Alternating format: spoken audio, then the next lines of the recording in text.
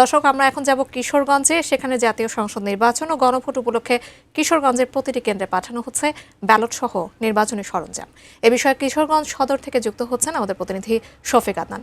শফিক, এখন পর্যন্ত নির্বাচনী সরঞ্জাম পাঠানোর কি অবস্থা আমাদেরকে জানাবেন এবং সার্বিক পরিস্থিতি নিয়েও জানাবেন।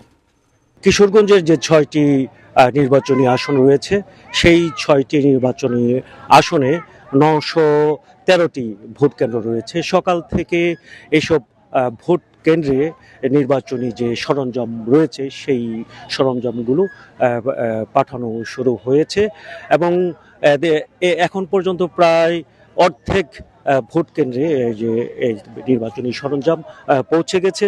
আর এসব সরঞ্জাম পৌঁছাতে যে এখানে যে সেনাবাহিনীর নেতৃত্বে আইন শৃঙ্খলা বাহিনী রয়েছে, সেই আইন শৃঙ্খলা বাহিনীর তত্ত্বাবধানে এই ভোট কেন্দ্রে এই যে ভোটের উপকরণগুলো যাচ্ছে।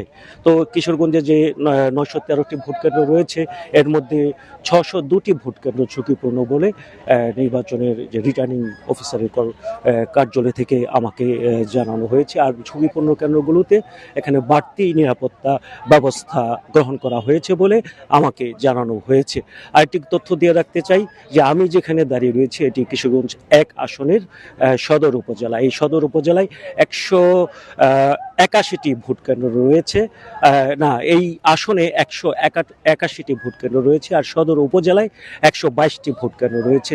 আমি দেখতে পাচ্ছি যে এই কিশোরগঞ্জ সদরের প্রায় সবগুলো অধিকাংশ যে এখানে ভোটের সরঞ্জাম এখানে প্রিজাইডিং কর্মকর্তারা তাদের কেন্দ্রে নিয়ে গেছে। কিছু ২০-৩০টি ভোট কেন্দ্রের সরঞ্জাম এখন রয়েছে।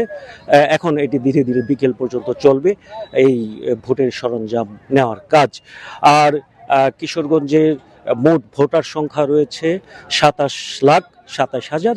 আর এই ৬টি কেন্দ্রে মানে ৬টি আসনে মোট এখানে প্রার্থীর সংখ্যা হচ্ছে ৪৮ জন।